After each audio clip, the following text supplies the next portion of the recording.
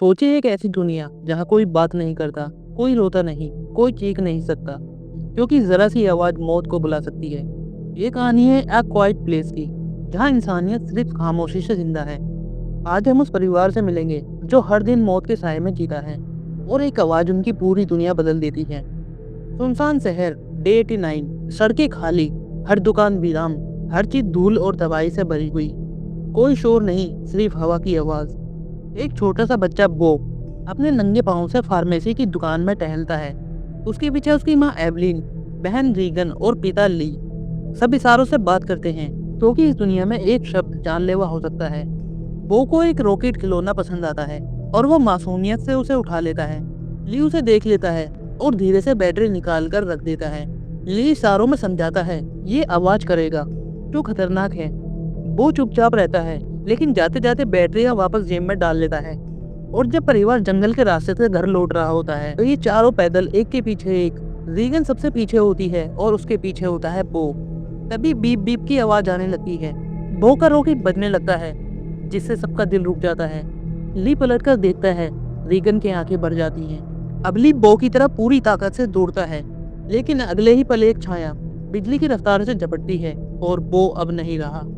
यही थी उनकी पहली हार, और अब खामोशी का मतलब बन चुका है सर्वाइव और डाई। अब कहानी पहुंचती है 1.5 साल बाद, और रीगन और मार्कस अब बड़े हो चुके हैं और एवलिन अब गर्भवती है। वो अब एक नई जिंदगी को जन्म देने वाली है, एक ऐसी दुनिया में जहां रोना भी मौत बुला सकता है। ली खेतों में रेडियो से सिग्नल भेज रहा है। वो हर देश को कॉल करता है, लेकिन कोई जिंदा नहीं बचा है, बस हर जवाब खामोशी। रीगन अब अपने ईयरिंग डिवाइस के साथ पिता की मदद करती है। मार्कस जंगल में अपने पिता के साथ सर्वाइवल के सबक सीख रहा है। परिवार ने बच्चे के आने के लिए खेतों में एक खास बेसमेंट बनाया है, जहां आवाज पूरी तरह रोकी जा सके। लेकिन इस खामोश जाल में एक भी गलती पूरे परिवार को मिटा सकती है। ली मार्कस को लेकर नदी किनारे जाता है और वहां उसे वो सिखाता है कि बहते पानी में आवाज को छुपाया जा सकता है। अगर तुम्हें डर से जीतना है तो उससे दोस्ती करनी होगी। मार्कस डरता है क्योंकि वो अपने छोटे भाई की मौत को नहीं बुला पाया था, लेकिन ली उसे शांत करता है। वो कहता है कि अगर तुम डरकर जियोगे तो जिंदा नहीं बच पाओगे। वहीं दूसरी तरफ हमें एवलिन को दिखाया जाता है, जो बेसमेंट में हर चीज को ध्यान से सेट कर रही होती है। कंबल, ऑक्सीजन सिलेंडर, कपड़े, खून को साफ करने के लिए तब, क्योंकि वो जानती है बच्चा किसी भी दिन आ सकता है और एक चीख भी मौत बन सकती है। ली मार्कस के साथ जंगल में साउंड ट्रैप चेक कर रहा होता है। रीगन नाराज होकर अकेले ही निकल जाती है। उसे लगता है कि उसके पिता उससे प्यार नहीं करते। एवलिन अब घर में अकेली है और तभी उसके पैरों के नीचे पानी रिसने लगता है।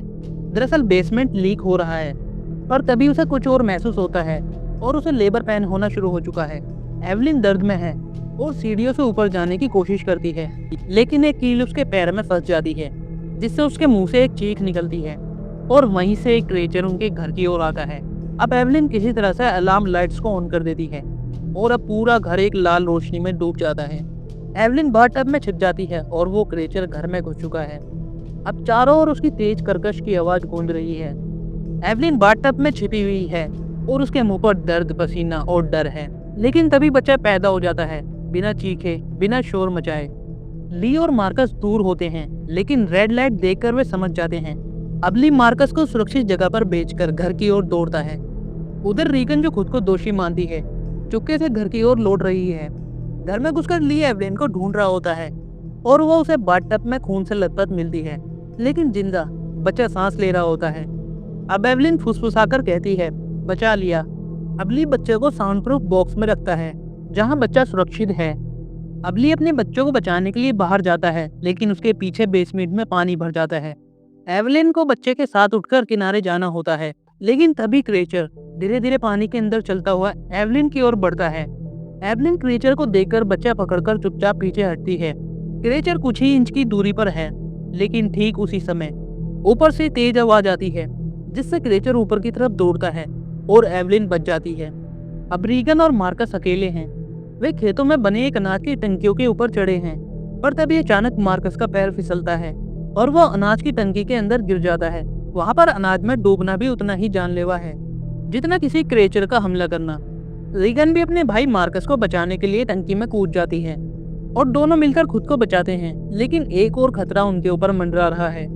क्रिएचर भी ऊपर से कूद आता है और तभी रीगन पहली बार अपने एयरिंग डिवाइस को चालू करती है, जिससे क्रीचर तड़पता है, उसका सर फटने लगता है और वो चीखता हुआ वहां से भाग जाता है। रीगन समझ जाती है कि ये डिवाइस उनकी रक्षा करेगा। ली अपने बच्चों को बचाने के लिए खेतों में आता है। ली को नहीं पता होता कि इनके पीछे क्रीचर है। रीगन और मार्कस भागते हुए चिल्ला नहीं सकते, इसलिए वे ली को कुछ नहीं बता पाते। ली इशारों में उन्हें बताता है कि मैं तुमसे प्यार करता हूँ, मैंने हमेशा तुमसे प्यार किया है। और तभी वहाँ पर वो क्रीचर आ जाता है। ली अपने बच्चों को बचाने के लिए उन्हें कार में बिठा देता है और फिर गहरी सांस लेता है और फिर जोर से चिल्लाता है। क्रीचर पलटता है और उस पर टूट पड़ता है। ली ने अपने बच्चों को बचाने के लिए अपनी जान दे दी। ये देखकर रीगन अंदर से टूट जाती है, लेकिन अब वो समझ चुकी है कि उनके पास एक हथियार है। रीगन और एवलिन दोनों घर आते हैं। क्रीचर घर के नीचे तक घुस आता है। अब रीगन अपने डिवाइस को माइक्रोफोन से जोड़ती है और एक तेज गूंजती साउंड वेव का शोर होता है, जिससे क्रीचर नीचे गिर जाता है, उसका सर फटने लगता है। तभी एवलिन मौका देखकर शॉटगन उठाती है और बूम, क्रीचर वहीं खत्म हो जाता है।